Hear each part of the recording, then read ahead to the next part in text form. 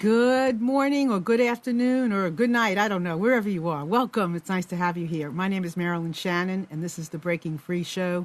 And I want to welcome Amnon, who is our producer today. Hello. Hello. How are you? How was your week?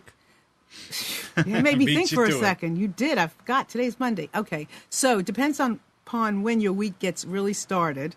Mine really gets started every day is a new week, just like it's a new day. So it's been great.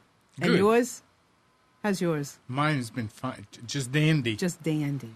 Well, mine's been dandy too, and I want to hope and pray that everybody's week's been dandy and that you're getting a lot accomplished and you are being bodacious with everything that you're doing. So, you know, we love to do all kinds of things on our show. You never know what you're going to expect, and I don't either, really. So today the topic is forgiveness, and when we plan today, we just kind of randomly pick things, you know, that based on our guests' availability. It's not like we sometimes sit down and say, let's do this on this day, unless we do just a special topic. So today our guests were available, and how fitting that is, considering the fact that it is Martin Luther King's Day. So before I introduce my guest to you, I would very much like to read a quote in opening up today's show, and it's a Martin Luther quote, and it goes like this. We must develop and maintain the capacity to forgive. He who is devoid of the power to forgive is devoid of the power to love. There is some good in the worst of us and some evil in the best of us. When we discover this, we are less prone to hate our enemies. Love that. And, you know, it's interesting because I often think when I'm going to the red light and why people ever beep when they go through the red light, how ridiculous that is, because at some point in time, they're going to be going through the red light too. So why even beep somebody else? But people do, so that's how it is. So let me introduce to you our guest today, and I'm really excited because we have people from two parts of the world, and that's very exciting because then you get to hear sometimes a different perspective, or sometimes how something is being done differently. But then again, when you take the word forgiveness, can it be done any differently than from the heart anyway? So my first guest, and I'm going to tell you who she is because it's very exciting. Her name is Sean, and I'm going to read her last name so I don't make a mistake. Do-Hair-On. Now, I want to make sure I get it right because from now on I'm only saying Sean. She is a 6-time Emmy Award-winning media coach and PhD candidate. Sean has been in the TV business for nearly 20 years. She has taught thousands how to communicate as leaders, which I love, while networking and marketing in social and traditional media. Sean works with corporations, entrepreneurs, universities, and government agencies across the globe. One of her personal passions is the work she does with multicultural groups to help delete media stereotypes through communication leadership. She spearheaded the movement on global forgiveness called Project Forgive, a 5-minute video that went viral without YouTube. Now, I want you to know I have it on my Breaking Free page and on my personal page and every page on Facebook I can put it, and LinkedIn. So check it out. You'll see it. And then my next guest, who's joining us from New Zealand, is Dean Leftis. And he is considered the forgiveness guy, which I think is also interesting, and we'll need to kind of find out what that's about. But Dean has been involved in helping himself and others get emotionally and spiritually free for nearly 30 years. He has helped people forgive on 4 continents and seen incredible healing and restoration occur in people's lives. His online forgiveness communities via Facebook reach people around the world daily, and he often counsels people he has never met via this medium. He lives with his wife in New Zealand, Fiji, and USA, and is heavily involved in working with the poor in Fiji. So let me welcome both of them to our show today. Welcome. Thank you. Thank you. Thank you. It's great to be here. Well, thank you for being here. It's truly an honor to have you here because I know we're going to get into some really great stuff that's going to make a difference and impact all of us from now till eternity. So I want to start with Sean. Ladies first. Sean, welcome. Thank you. I'm thrilled to be here. Well, thank you for being here. So your project, can you give us some insight as to how that got started and how you got started into pushing forgiveness? You know, That's a loaded question too. So, Marilyn, before we started, you said we can pretty much say anything, eh? Anything you want. Okay, good. So most people know that I'm an incest survivor. I share it pretty openly. And being at this stage in my life, being 50 years old, and being able to say that being molested was the best thing that's ever happened to me, some people will so get it and some people won't. And I love to describe it this way, that when I do my forgiveness work and I embrace everything that's happened to me, and it's really not even happened to me, it's happened for me. What's happened is I absolutely adore and love the person that I've become. So forgiveness is a theme in everything that I do. And what I've learned over the years is that forgiveness is a skill. It's a mastery of a skill. It's a way of being. That's one way to describe it, and there are many ways to describe it. And so in my business, I've always been in this realm of forgiveness. And then for those that have seen the video, know that a dear friend of my family's died along with his children. And that was the catalyst for us starting an inquiry of what forgiveness really means to everybody individually, because it's so personalized. And then we started this little video, it went viral, and from there we started a foundation. It's been crazy fun, the catalyst for how this has evolved. So, and I want to get to Dean, but I can't pass an opportunity with you, Sean. So when you talk about forgiveness, do you believe forgiveness is something that you can, are you a forgiving person naturally, or is forgiveness something that you can learn and grow into? You know, I think we're all forgiving by nature, but then it depends on the degree of the crime. Yeah, I can forgive you for stealing my job. I really wanted that job, and I'll get over it.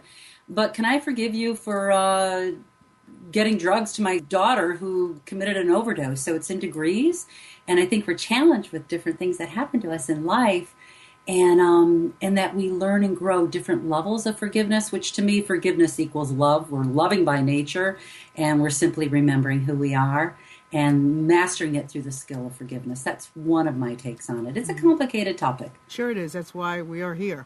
And that's why the masters are here talking about it, because we really want to make a difference in the world, how people look at this, because as Sean is saying, you know, anything that you go through is an opportunity. And so you take these situations, you know, whatever they are, and you use them as an opportunity to expand and grow yourself. And that's what we want to do. Dean, you're up. So, forgiveness, man. Tell us some personal things about you.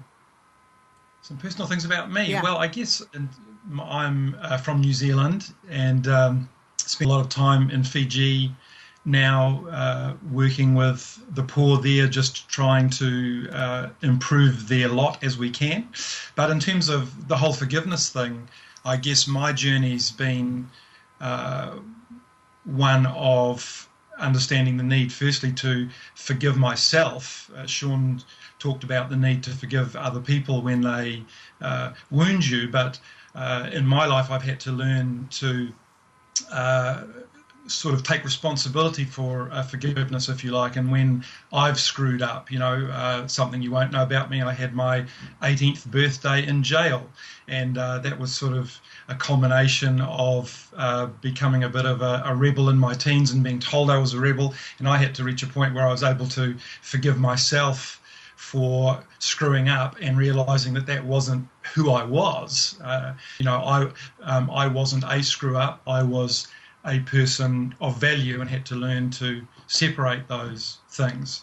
And the other thing that I learnt very early on was that forgiveness was about me, not about the other person. When I was 10, my older brother died.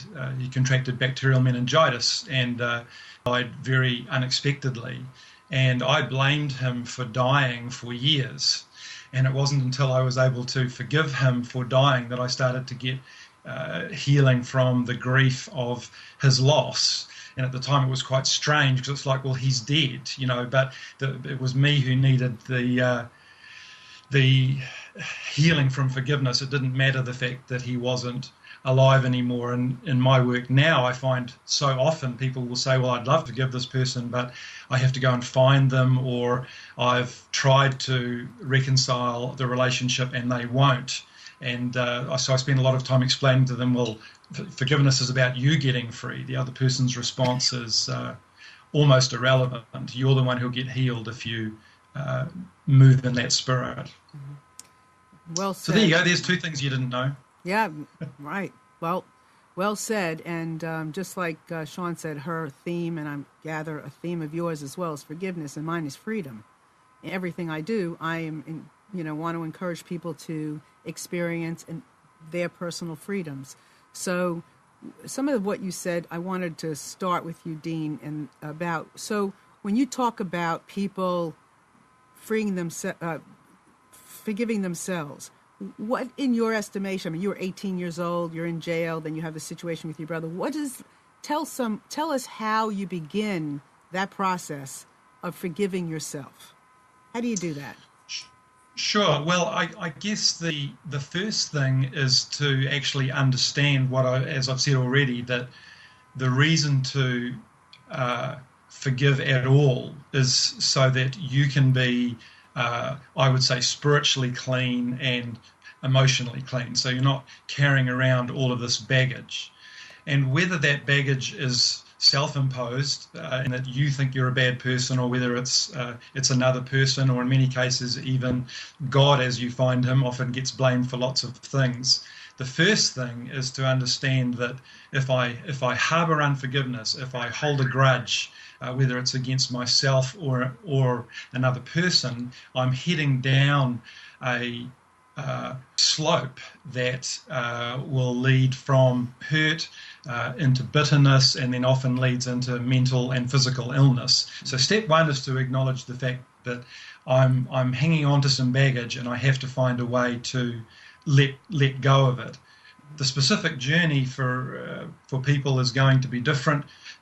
Usually, in my experience, it involves them starting to both speak and also believe the truth about themselves, and that is that they are of value, that if they have done something that has gone badly or has caused an issue in their lives, that is not who they are. I'd refer to it as mislabeling. Like in my youth, I was always referred to as a lovable rogue.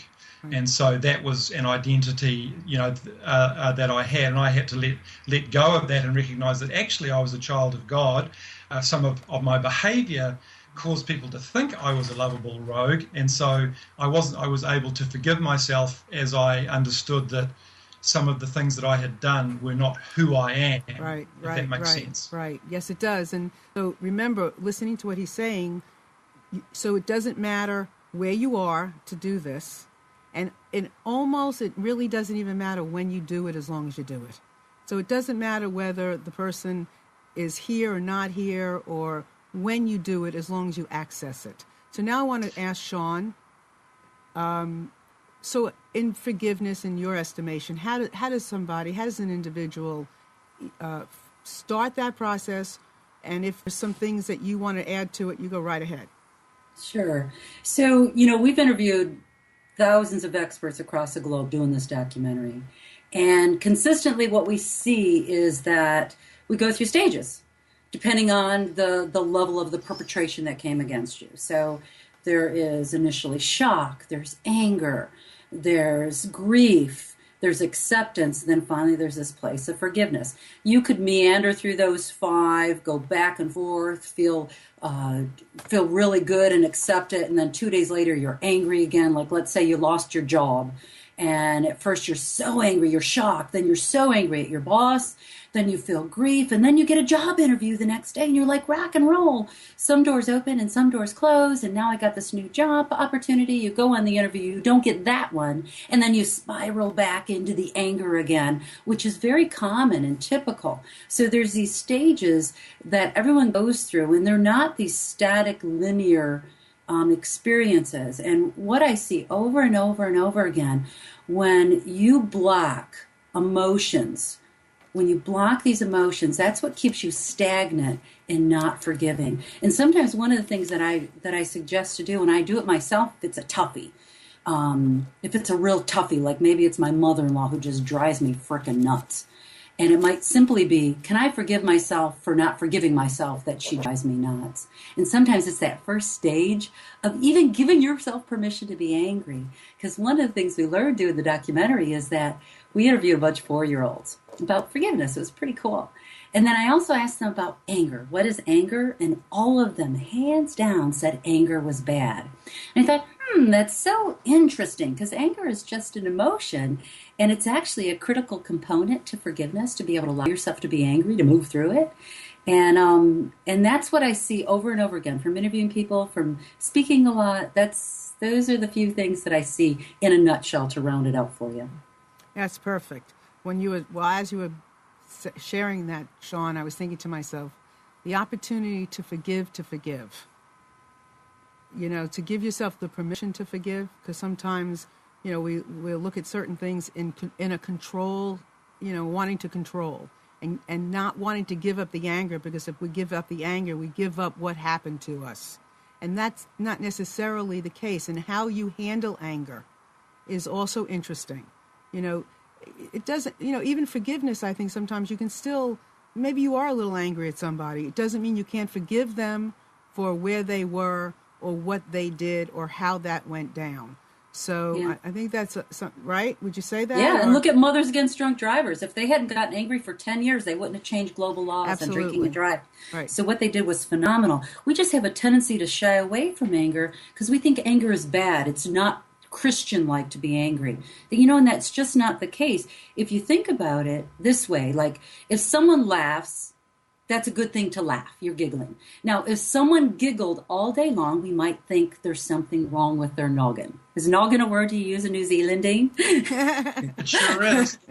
Now, okay, so like giggling, if I just laugh right now, it's no big shake. But if I laugh throughout this entire interview, you think I was very strange, right? Mm-hmm. Now, if someone gets mad at something, someone cuts you off on the road, and you have this whoosh of anger through you, it's appropriate. You got scared. You got pardon me, my earpiece fell out. You get mad, you get scared, and it's just this moment. It's just a puff of feeling. It's just emotion. Then you calm down like, oh, okay, well, that was annoying, but, maybe he needed to get somewhere. I'll forgive him. Blessings to him, right? And if I were angry all day long, that would be an issue. So sometimes we see things so black and white, and I believe anger is one of the most precious pieces of forgiveness to get you through what you need to get through. Because as an incest survivor, I went through some serious anger. And we have a hard time staying with anger because really anger is about grief. Underneath anger is grief. And if we don't deal with the anger, we're never going to get through the grief. And the grief is where the gold is. To move through something is to grieve your losses. And I'm not talking about suffering. Suffering is very different than feeling grief.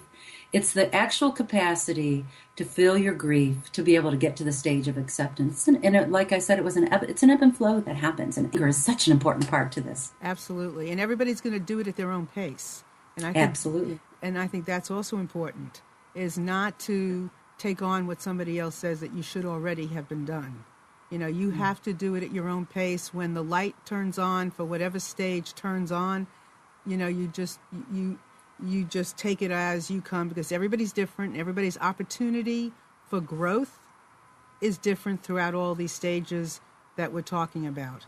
So it's very, very important to acknowledge. People are often afraid of their emotions as well. I think in New Zealand and in some of the more Eastern cultures that I've been in, we tend to stuff our emotions down a lot more. And so one of the challenges I have is actually to get people to give themselves permission to either be angry or to be sad, to actually get in touch with their emotions. As Sean says, unless you get to the root, and it's almost impossible to get to that without engaging emotionally, and I often in a large group setting will turn all of the lights off to give people permission to express their emotions without being embarrassed about the fact that they can be seen. And it's incredibly freeing for people because, as I say, especially in our culture in New Zealand, we stuff it all down and just, bury it all under the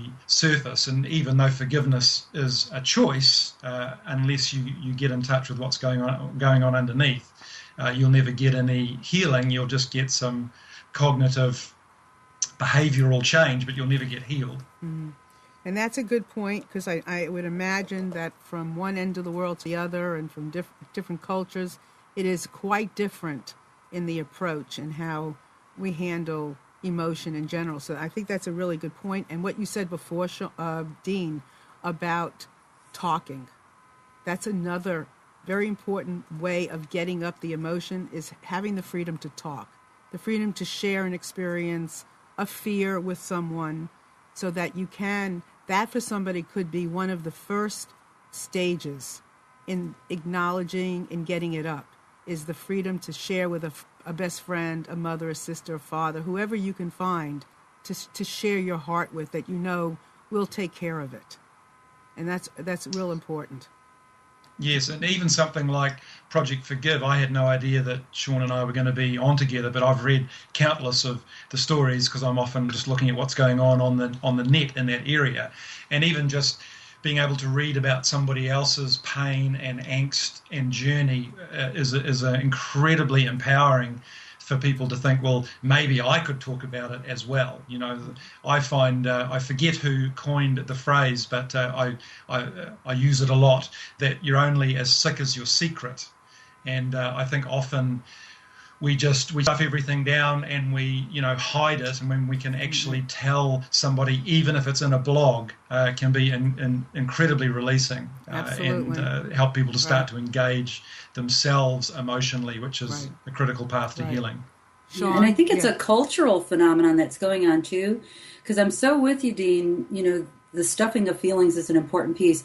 I've seen it everywhere we've done workshops, whether it's in Germany, whether it's in London, whether it's in Hyderabad in India, and particularly here in the U.S. We just stuff it in different ways. In the U.S., it looks like alcoholism, workaholism, overeating. So the stuffing of emotions, I'm seeing hands down across the board, is a human issue, and it just shows up a little bit differently in different cultures, and allowing those conversations to come up. And you can see it like in our popular music. Like right now, one of my favorite songs is Sarah Bareilles' Brave. Say what you want to say. Let the words fall out of your mouth. It's this conversation of vulnerability. You're seeing more and more conversations that vulnerable is strong. So it's shifting culturally and globally, which is exciting for me. And when you just said that, Sean, I got the chills.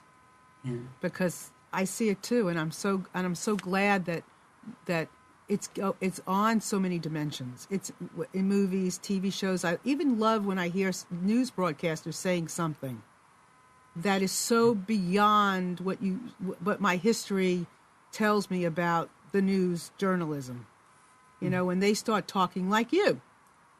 When traditional media is sharing things that are that beyond just the book. I love hearing it. So I'm so glad we're talking about it. So you see a shift, Sean? Do you see a shift? I do. And it's interesting because my background is media. I'm a media coach and communication leadership trainer. And I teach people how to get on TV and how to work with the media. And a lot of what I train around is that really there is no media, that it's us. That, you always hear in academia that the media sets the agenda or people set the agenda, and actually it's a combo of both. And what I'm loving about social media in particular is that we are Dorothy in the Wizard of Oz. We've had the power all along. And if you notice, and new research is really showing this, that the positive, awesome, fabulous things that are happening in social media are because we're opening our mouths and being expressed, because it's a lot safer to do it sitting at your computer than it is to get in front of a camera with the media.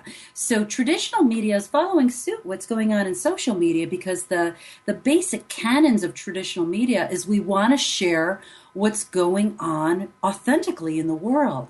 So the more courage that we as individuals have sitting at our social media computers, the more you're going to see this in traditional media. So it's very exciting to see people having a voice and having it shared, because traditional media, CNN, shows like yours, Marilyn, they really want to share what people are talking about. That's the basic premise behind news, and that's what most journalists are committed to. I was a journalist for many, many years, and most of them are a lot like me. They're very loving, they're very kind, they're very fun and gregarious, and they love being in the limelight, and they love sharing, and they love interacting, and they really love sharing what people are talking about. And it's cool to see it happening in social media and transitioning into traditional media as well. It's really fun to see. Yeah, and I notice it. I don't know if you're all on Google Plus or you're aware of what's going on Google Plus, but I see it there as well. You know, people will say, "Oh, it's Google. It's this big thing," but it's being driven by human nature. They've been able to capture how we communicate or how we can communicate or should communicate, and they're being able to transfer it into this big thing, because you can't just post something. You've got to make a comment about it for it to go anywhere. And now they have these Hangouts, which gives everybody the ability to talk and share whatever it is. They have the ability to do it. And everybody has a voice. And you're so right, because that's exactly the direction. And I love all of that. I love the fact that we could do this and that it's out there for everybody. I'm grateful that Amnon's been my friend and colleague for years and gave me the ability to do this. And everybody can do it. Everybody. And bringing people together is the ticket. I want to also invite anybody, call in. Please, 919-518-9773. If you can call on that number. And if you can't, you're in New Zealand or China, India, we got that covered for you too. Computers, that's plural, 2K Voice. You're welcome to call us on Skype and share anything that you would like. And we do have a question on the chat, and this is for Sean, and I'm going to read it the best of my ability. I have a question for Sean. Okay, I wonder how stuffing it is addressed for people who are doing things which impact themselves so negatively. Is addressing the emotions what you are talking about? Yeah. It's feeling the emotions. So here I am. I'm at, let's say in business, someone walks up to me and I step on their toe and I'm so embarrassed because I'm feeling uncomfortable in the moment. In that moment, allowing myself to simply feel embarrassed and then feel really stupid, like, oh my gosh, I can't believe I just stepped on this person's toe. Okay. Mm-hmm. Get over it, Sean. You stepped on his toe. It's not that deep. It's like that simple. That might happen in 3 seconds in the moment. Or maybe you're at a dinner celebration in your country and your husband says something out loud that you never wanted said out loud. How do you deal with it in the moment? Discomfort. Maybe anger comes up. Yeah, I'm really angry in this moment. Yeah, I got that. And right now would not be an appropriate time to deal with that. So what I'm going to do is I'm going to table it and come back to it when it's appropriate to talk to my husband about it, because the truth is I really love him, and knowing him, I know he didn't do this on purpose, chances are. So let me just table it and go back to this event, and I can be with it in the moment. And one of the reasons I like talking about this, because I really apply it to this concept of accepting the apology you'll never receive and managing the emotions internally when it's happening. Can I use an example real quick, Marilyn? Absolutely. I love what you just said. Go right ahead. Okay, perfect. So I have this neighbor that drives me frickin' nuts, okay? Is this a true story? This is a true story. Okay, good. Pinky swear. Every time I see him, I feel annoyed, okay? And annoyed, anytime you're not feeling love towards someone, you're in fear mode. I really believe you have two choices, love and fear at any given moment. And I'm always trying to get to this love space, to be in this love space. So every time I see him, he'll come out and I'll walk outside and he'll say, "Good morning, Sean." And here it is, 6 p.m. at night. And I'll be like, good morning. Like, what do you mean? Well, you look like you just got up out of bed, like annoyed through my whole body, okay? So being in this annoyance with him, ongoingly, regularly, on a regular basis, I notice that I'm not generally an annoyed person. I'm pretty happy most of the time. Of course, I'm going to get annoyed. But in this man's perspective, I am probably just like this meanest lady who's annoyed and angry all the time. He doesn't really know me except as this annoyed lady every time he talks to me. And I thought, wow, Sean, because I teach this principle of accepting the apology you'll never receive. What if this neighbor could actually say out loud what's really going on? And he would say, "Sean, I'm so sorry. I really want to fit in. I really want people to love me. And I just don't have the social skills. Right. I never learned them. I'm awkward in social situations. Most of the neighborhood thinks I'm a complete weirdo because I don't have social skills. You've seen it over and over again. And I just really want you to love me and be friends with me. And would you just forgive me for saying really dumb things most of the time? And my answer would be, of course. And when I can go to that space of giving up the annoyance and going to that compassionate place of accepting the apology I'll never receive, because he's not going to say that to me, I actually shift with him. And I can be loving to him. Mm-hmm. And I can be kind. And he just did some snow blowing on my driveway. My husband was out of town on a Buddhist retreat. So it's working. How's that? I'm getting more and more loving with him. Doesn't mean that all this is going to go away, that all of a sudden you forgive and you're wonderful. No, you're always growing, always forgiving, always looking at different ways to master this notion of forgiveness. Right. Well, you know what? I think I also agree with you. There's two things, fear and love. And I call them the fear tree and the love tree. And all the branches that are on the love tree are like care, compassion, joy, all those things. And all the other things are on the fear tree, anger, irritation. And so it's your choice. And what she's just said is extraordinary because of her way of being, there is hope for this man. And he may really want to say those things. He probably does. People, for the most part, want to do good. I mean, there are people out there that, are really, really sick to their wherever. But for the most part, down to their core, down to their soul, they really want to do good. And she's talking to the part, that's the part you want to talk to. In your forgiveness and in your love and in your compassion, you want to talk to the part of that person who can hear you. That piece, their soul that's in there. And there was a book written many years ago by a gentleman I really respect. I'm a mediator. I did a lot of mediations and never really loved conflict, but that's why I did mediations, was to get people to understand each other. And that's part of forgiveness. It's understanding them. They may have done something they really didn't want to do, but the name of the book was Mediating Dangerously. So it was paying attention to the part that was deep down inside. That's the part you spoke to. You didn't speak to the wall that you saw, the fear that you saw, the face that you saw. You spoke beyond that. And that's where you want to go with your forgiveness, because that's where people are really. And so that kind of brings me into this piece of wanting to talk about spirituality some. I love talking about energy and people's, the spirituality of things, because that's a chunk of where we have to go. And I do also, at some point, Sean, don't want to forget about talking about leadership in forgiveness as well, and with both of you, because I think that leaders have to forgive themselves, because they're the experiment and they're putting themselves out there and they're going to flop. And we're all leaders in this. We're all leaders in the forgiveness train. So I want to talk about all of these things. So we're not going to leave this show without talking about these things. So Dean, when we talk about spirituality and forgiveness, what's your connection to it? Well, I've been primarily involved in Christian circles, so that obviously sort of carries its own bias, if you like.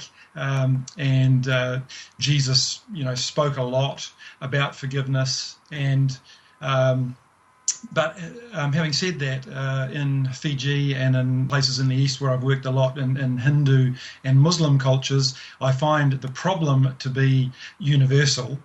But to answer your question, I believe that we are a spirit, and so we have to, and our spirit can become polluted, it can become broken, we can be spiritually dead, spiritually alive, and in the case of forgiveness, I believe that when we harbor unforgiveness, whether it's intentional or not, it actually cuts us off from our connection with God in whatever space we would call that, is that it prevents us from communicating with him, and especially in a Christian environment, that is very specifically what the Bible says, is that God's not going to forgive you unless you forgive your brother. And that can sound very sort of judgmental and patriarchal, but I believe it's just because it damages us, as we've already been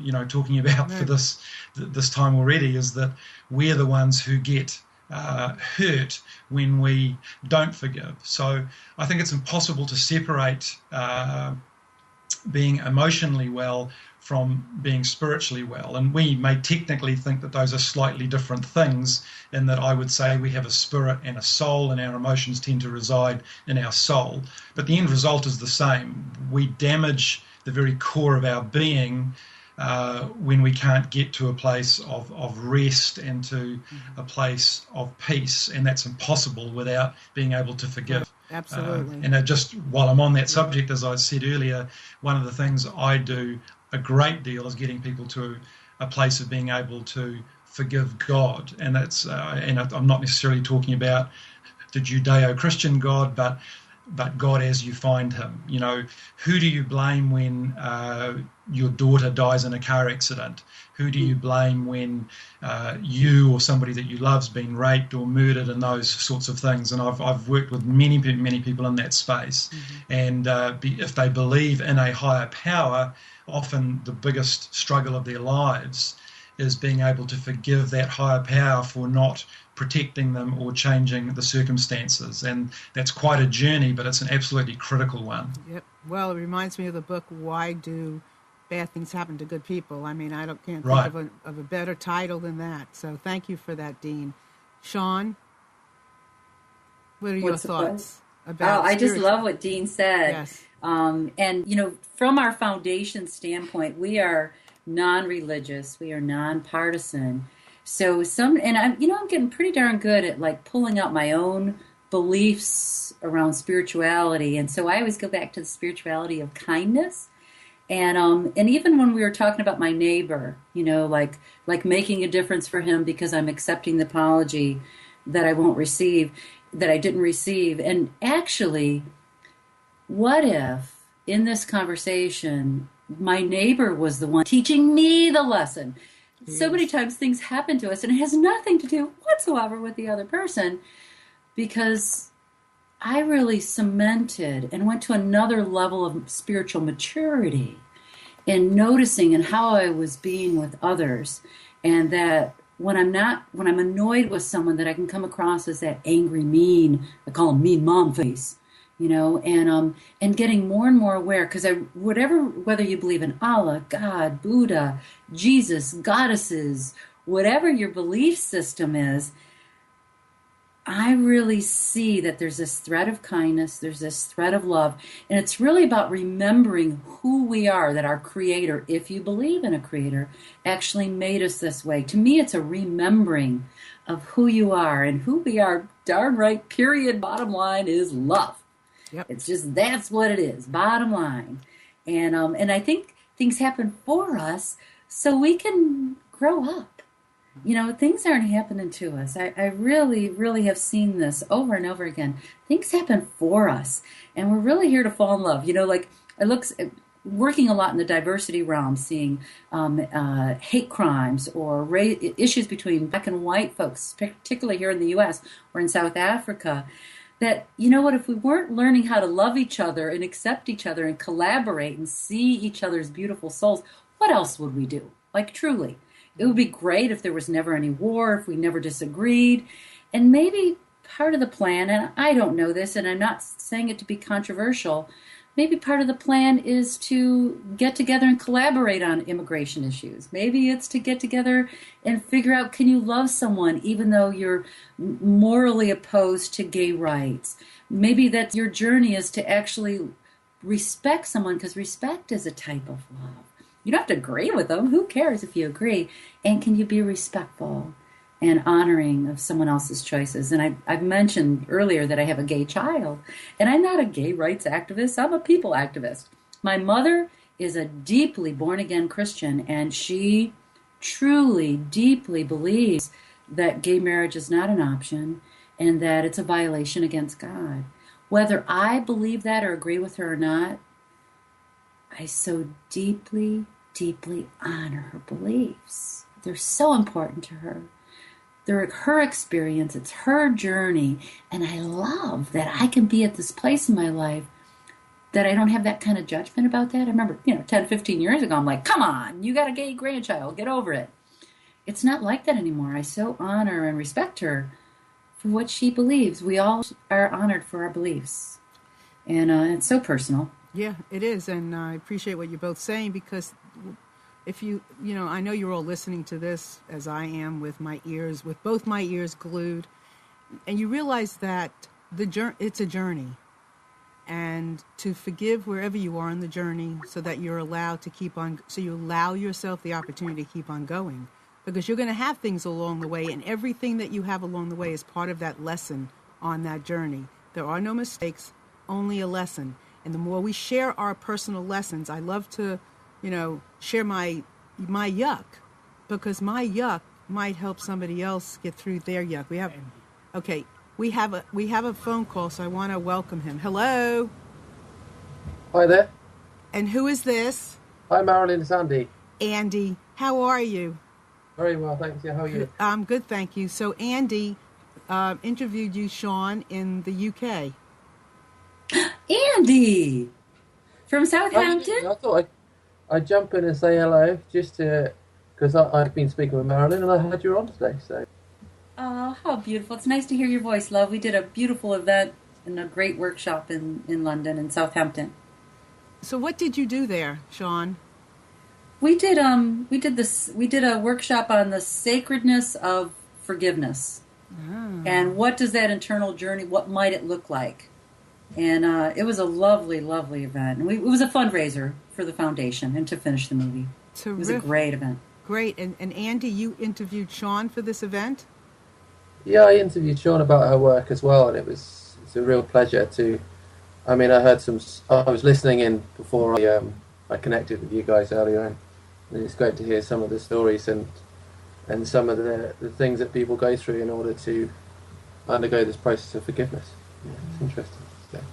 Well, worth it. Well, it's really nice to have you here. So is there anything you want to share with Sean, or ask her, or tell her? No, just it's a pleasure to connect with you again, and always keeping in touch with your work, and yeah, keep it up. It's amazing. It's Did you say it's magic? Yeah, it's great. It's fantastic. I mean, the day that Sean was over was very, very personal for people, and I think it's can be a difficult subject to tackle at times, and I think prior to going to one of the workshops, some people may have felt quite anxious about having to tackle some of the things that they've had to have gone through in life, and it was very well done by Sean when she came over and did it, so very good. Wow. Thank you. So when you said magic, can you just describe to me what that means when you're talking about forgiveness? What did you mean by that? Because I loved how you said that, and I want to know what's magical. Oh, well, I think it's interesting. I think as we grow up, we have certain beliefs, like Sean was saying earlier, and throughout lives, our beliefs change due to circumstances or the experiences that we go through. And I think as soon as you have a shift in belief, that can change so many things. And I think that relates to forgiveness so much, because I wouldn't have been so open-minded if I hadn't have gone through some of the experiences I've gone through, and now I can truly relate to some other people that have faced the same things. Yeah, that's the real magic of it. Really. That's very well put, and it is magic, because it's the feeling that you get when you've gone from maybe that storming anger to that moment of forgiveness. There is a magic between there. There's a feeling of lightness, a feeling of like you're flying. When you finally reach a point where you can forgive somebody, or in that journey of forgiveness, or as you forgive little by little, you begin to feel light and airy and just spatial. And that is a magical feeling. So I want to thank you very much for bringing that up, Andy. Thanks. Thank you. And thanks so much for being here. Sean, did you have anything else to say to Andy, or is that good? He was cool. Like what Dean mentioned about different cultures have different ways of dealing with stuff.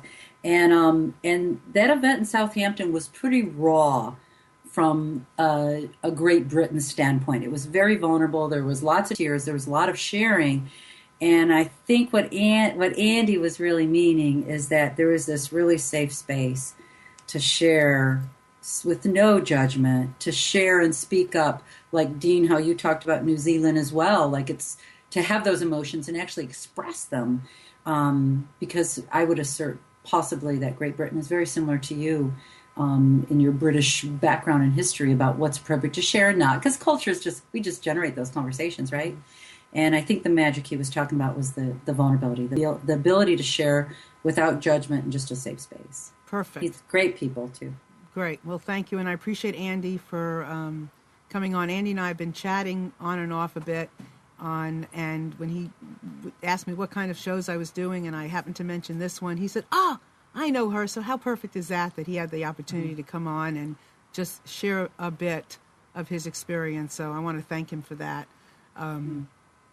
So we are coming down to almost towards the end, but so we've touched upon several different areas, but all obviously under the container of forgiveness. And there is ongoing, obviously, so much we can talk about. But one of the areas that I want to touch upon is leadership, because it's something that I'm very passionate about, that we all access, or however many people access their leadership quality, capabilities, and are free to do so, including children and teens and so forth. And I have a saying that you are a leader when you lead leaders. That's what a true leader can get to do, is that they're leading leaders, and we are out there on that skinny branch at all times. And so I know that Sean mentioned leadership, and I want to find out with Dean as well, because, as somebody in a culture, as we're talking about, where a culture is not as upfront about something, he's a leader in his right as well, because he's standing out there saying, here, look at this. This is something we need to look at. Even though we've been doing something a certain way already, here's another way of looking at it. So it does take that thing. And when you bring up that thing, no matter where it is, you're a leader. And it's extraordinary and it's important. So I want to ask Sean, first, just talk to us some about how you blend the two and what you do with it. You know what? I would say it's a perfect example of what both Dean and I are doing. Their experiences. They're vulnerable. They share what they've faced. They share incest. They share being in jail, like Dean shared that. We share stories of getting really annoyed at our neighbors. Wow, somebody with my background sharing so ostentatiously that I'm not perfect. That's what leaders do. And leaders also, in this conversation, they're I don't want to say quick to apologize. They're in velocity mode to take responsibility, and like modeling, oh my gosh, I just said that. Would you forgive me? I'm really sorry. No drama, no whatever. You just start modeling it. You start doing it. And even in this realm of forgiveness, what real leaders do in this conversation is they appreciate and validate people. Because in this realm of forgiveness, people just want to be loved. We all just want to be loved and loved back. And one of the clearest, strongest ways, especially in research, to love someone is to genuinely and authentically appreciate them. And leaders have that top of mind, like, oh my gosh, what a great smile you have, or even just being in that playful spirit that actually lightens up the moment, in that moment, and being charming and authentic and charismatic. That to me is what leadership is, and that's what even fosters forgiveness. Because in that realm, it's so authentic, it's so present, and forgiveness is fostered in leadership in the present moment. Mm. Yep. And you know what's so great about what she just said is that I could feel it right in my heart. What she said has so much truth to it, because I can I'm very often remembered of how I sit up in front of a room and I might start to say something that isn't the way I want to say it. It just comes out, I don't stop myself. It just comes, and I'll often go, oops, I didn't want to say that, but I do it in the moment, and I will acknowledge. And so what she's saying is exactly what we all do, and that's okay with everything you do. There's healthy excuses, and there's healthy ways of acknowledging our oops, I call them. And I like to talk about our oops, and I like to toot our horns, because we all have to do that as a leader and as being out there in whatever we do, and allow ourselves that opportunity. So, Dean, what's your take? Yeah. Well, yeah, I think people are exhausted by the need to perform and look good. And we've talked a little bit about culture, and I noticed that so much in America that compared with New Zealand, people wouldn't even go and collect their mail unless they had heels and their makeup on. And so this whole performance-driven life is just exhausting, and I think authentic leadership is, as Sean's already said, the ability to accept people, and in my experience in some business settings, I remember it was a few years ago now, I took over a branch of a company, and it was performing very, very badly, small team of people, and I simply sat down, let them talk, listened to them, found out where their hearts were at, what they were good and bad at, and I turned that branch around. It became the highest performing branch in Australasia just by accepting the people and letting them do what they were good at. So I think that as it relates to forgiveness, it's not really so much a very narrow topic in that regard. When it comes to leadership, it's literally accepting people, looking for the best in them. People want to follow somebody who they think actually cares about them and is trying to inspire them. So the more you judge them and try and drive a performance stake through their heart, you actually undermine the very thing that you're trying to achieve. So, being vulnerable and letting people fail would probably, if I had to come up with one statement, actually letting people fail and that being okay is the path to leading people successfully. Perfectly said. And I so agree, Dean. We're all so exhausted of having to look that way, doing this thing, and it's so, and I really, for our children's sake as well, just to be able to accept this notion and be able and to grab hold of something that helps you move past it, so that we all can heal, and that's where the power. And Sean, you said something earlier about, and I can't remember exactly what it was. I just knew how I felt. But this is where the power is, in how we can heal as a human race, and where we won't need to be in controlling and this and that. But this is when we will truly love each other, is when we don't make it so complicated, when we just reach out and acknowledge our this or that, what we said here, what we did here, how we didn't look great here, how we didn't look great there, whatever it is. This is where we go in accepting ourselves and each other for however we turn out, because we are the best there is, and we're doing the best we possibly can. And I love how Dean and Sean have explained this topic, which can be so easy and complicated at the same time, and so profound. So I want to thank you both so much. Sean, I know you have something, I feel like there's something else that you have on the top of your tongue. You know what? I just want people to get involved with Project Forgive. Come hang out with us on Facebook. Yeah. Is that okay? Yeah, perfect Come timing. hang with us. Yeah, we're rocking on Facebook. We're rocking it's right so there. Fun. Yeah, Facebook is rocking. We're always raising funds. We're finishing a movie. We're 50% done. We've already been endorsed by Archbishop Desmond Tutu and country artist Naomi Judd. It's like, it's in the realm of like, are you kidding me? Pinch me. That's where we're at. And if you're inspired to give back to us, we're a 501c3, and I am shameless in asking for support philanthropically. We're at supportprojectforgive.com. Share a story, share a pledge, share about our project, and of course watch for the movie, because the movie's 50% done. And that's wonderful, and I want to just tailgate that by saying the movie is fabulous. And I watched it and posted it everywhere, so you can see it on all of my stuff, but also certainly on her website, on Sean's website. It's great because it's the story of this family, and this man is telling the story of his family. I don't want to go into it, but and how his family was killed, and the connection between Sean and this man and the person who, made a mistake, is all in this story. And it's fabulous in how things work out. And that is such a big part of forgiveness, because you just never know. You just never know what will happen 10 years down the road, 15 years down the road. You just never know. And forgiveness is a perfect place to put your hat. It's a perfect place to open up your heart. So do share, go check her stuff out. It's fabulous. And, write us about what you find, because we'd love to hear how things are going for you in this as well and what you've connected with. Dean, what about you?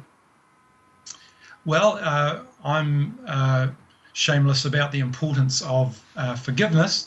And so if you're, I would just say, look, if you're struggling in that area, or you'd like some more information or just help, you want to ask me a question, just look me up on Facebook. I know it's a bit counter to particularly US culture, but I haven't tried to build an empire around this. I just want to try and help people get free. So just look up Forgiveness Guy on Facebook. You can find me there. You can message me directly and post on the wall there. And there's a very active community there, and seen a lot of people get free from various things. And if I had one thing I wanted to say quickly before we went, I just want to say that my observation of our culture, there's many things that we've touched on. They really are all wrapped up in our fear of being known and getting close to another person. And I think we live in a generation where we are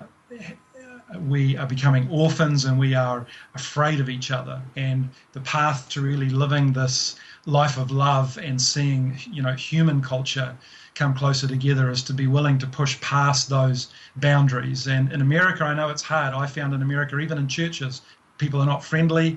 You don't get invited home. People are just, afraid. And we really need to tackle that fear head on, because we're wired to be intimately related to each other. And that'll only happen if we choose to make it happen. Yep. I couldn't have said that better myself. I think that's part of what we like to see here, is we like to build bridges. We want to see people connect. We want to, we want to bring those connections together, because the more united we are, the more we can do things. The more independent we feel, the more good we feel about ourselves, the more united we are. And that's one of the things that I know somebody said this earlier, where forgiveness bridges together. And it makes us more connected and more one, as opposed to keeping us apart. And that's so important. We must come together for everything we stand for. And I really honor the work of Sean and Dean for how they're stepping out there and what they're doing and how they're doing it. So please connect with them shamelessly. No, I don't think so. I think when you're behind something as huge as this, and I feel the same way about what I do. When you are behind something as big as what they're doing, there is no nothing. It is just it, and you just love everything that you do, because you know what you're doing is going to impact the masses, and whether it's a person at a time, a street at a time, a school at a time, a business at a time, it doesn't matter, as long as we understand what we're doing. And what we're doing is bringing people together so that we can love each other and get past all this other caca stuff. So I want to thank everybody for being here. We have show notes that we will take from here, and we will put them on our websites. So it'll, again, have all their information. If you ever need to reconnect and you don't know how to, I am available always to connect anybody to anybody that I can connect them with. Click above my head. Let me know what I can do to help you to reach out and take your stories. And I wanted to go into that sacred thing, but we didn't. But your stories are sacred. And value them, honor them for what they are, for who you are in those stories, and for who those other players are, because we're all there for a reason. And Sean, one more word, anything you want to share. I just love you. That's it. Thank you, and I love you too. And thank you. I feel like I've known you forever. And Dean, any final word from you? No, it's been great. It's just been an honor to be able to share and to meet you all. It's been great. Oh, and Andy, any final word from you? I just want to say thanks. It's been a pleasure to listen and speak to you all this evening as well. Well, thank you, Andy. It's an honor to know you as well, and for you to take the time to come here. And everybody out there, thank you for sharing your time with us today. I know that it's special, and you value your time, and I value your time. So thank you for being here today, and take this out in that world of yours, of mine, and let me know what happened. I'd love to hear it. And Sean and Dean, thank you so very much for being here. It's been an honor. Everybody have a wonderful week. And from my heart to yours, and from one country to another. Thank you. Right. Bye. Thank you. Bye. Thank you.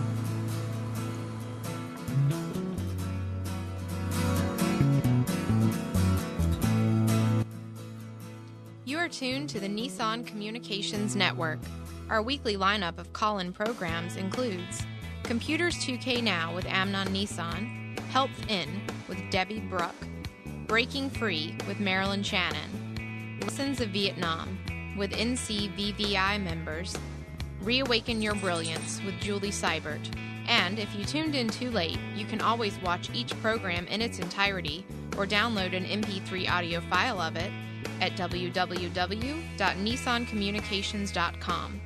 Sponsored by ThatVidBlasterGuy.com, CarolinaApparel.com, and DeltaForce.net.